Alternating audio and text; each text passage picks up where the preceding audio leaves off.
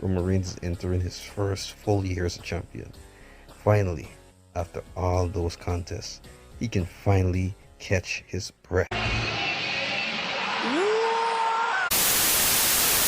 Are you kidding me? Brock is here! Oh shit.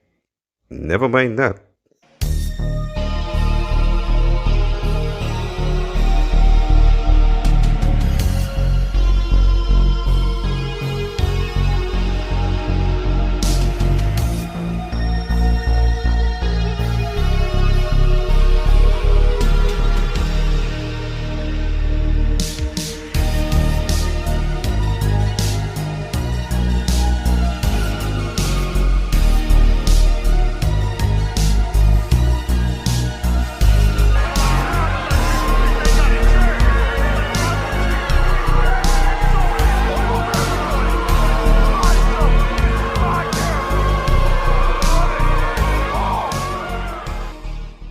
This should be played at high volume, preferably in a residential area.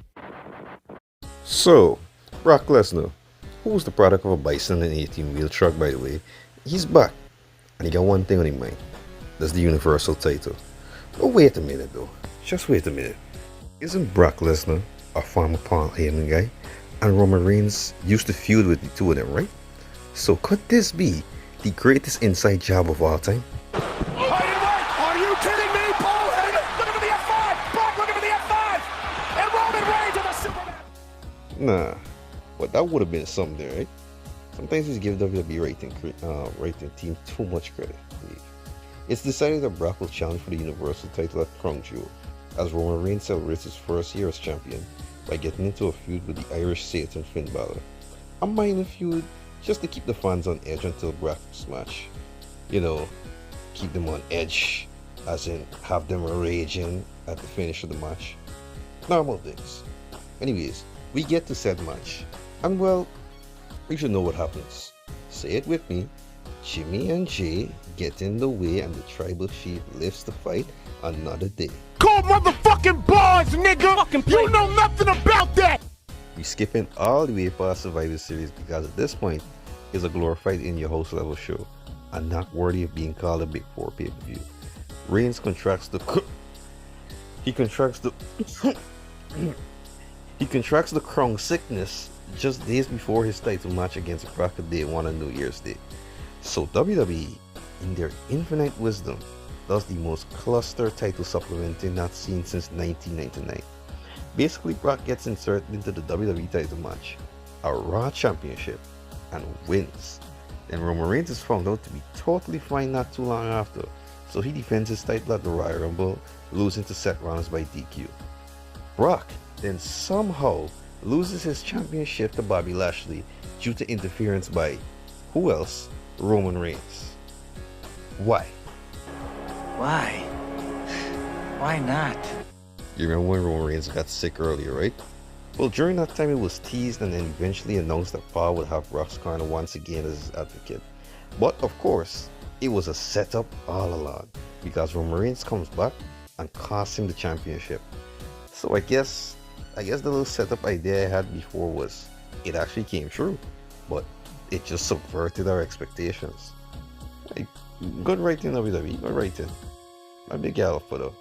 Yeah, Brock then pulls on Money in the Bank 2019 and enters the Royal Rumble at 30, winning the right to main event WrestleMania 38. Yeah, I was watching Royal Rumble that year and I was confused myself. And if you thought it was over, you ain't been paying attention to the shit I've been saying. Because Brock proceeds to enter the Elimination Chamber match. Mind you, he already has won the Royal Rumble and proceeds to win back his WWE title. All this happened in the span of 2 months. So now the stage was set. The biggest match in terms of stakes in WrestleMania history. A match so big, the show was shown in movie theaters. The third time these two would main event the show of shows. Will it be epic?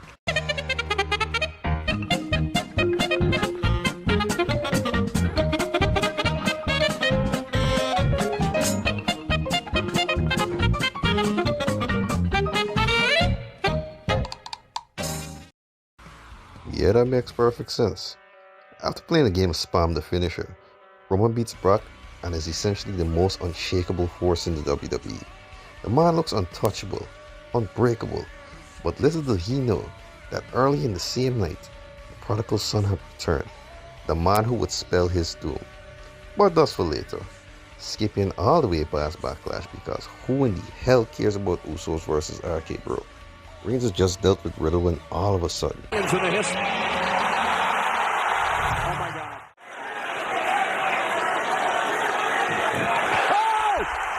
Oh! Brock! You know, at this point, he should learn that he should stop celebrating after beating people on SmackDown. Because every time he beats somebody on SmackDown, something bad happens. Anyways, this was set up the next and final chapter of their 7-year-long feud. Oh my goodness, 7 years? 7 years, bro? Anyways, this... No, not anyways. 7 years of these niggas fighting.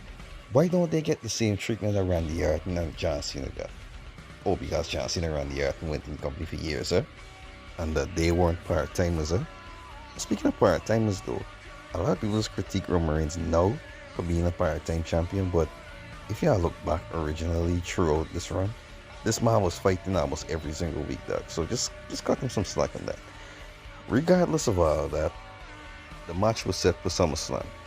Brock really pulled up to this match with a friggin' tractor and upturned the whole ring. It had everything in it though from a match standpoint. Brock reversing the guillotine into F5, Paul Heyman going through the announce table, Roman Reigns hitting spears out of nowhere, and Brock shrugging them off, Austin Theory failing to cash in the Money in the Bank, and the Bloodline interfering, of course.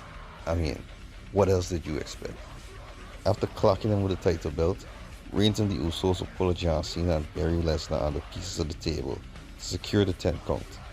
With this SummerSlam win, and Austin Theory's dumbass incapacitated, Roman would successfully enter his second year as Universal Champ.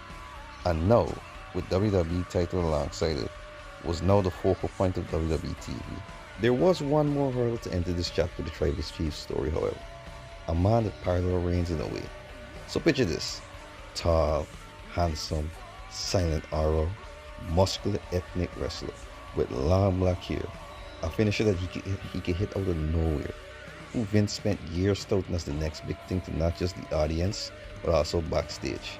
A man who basically didn't get any love from fans or creative until leaving WWE for a spell and returning for a big year in 2020, eventually being tasked with carrying the company throughout the pandemic.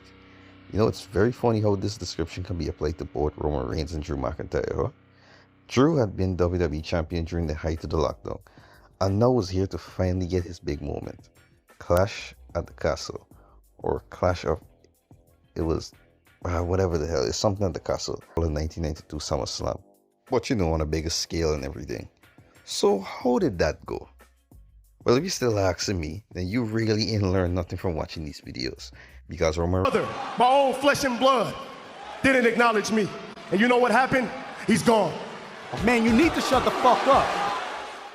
The bloodline was now stronger than ever, and Reigns had comfortably rolled into his second year as champion.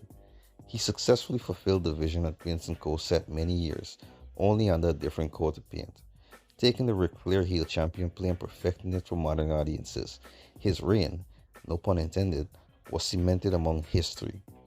But we still got a long way, and I mean years away from the end.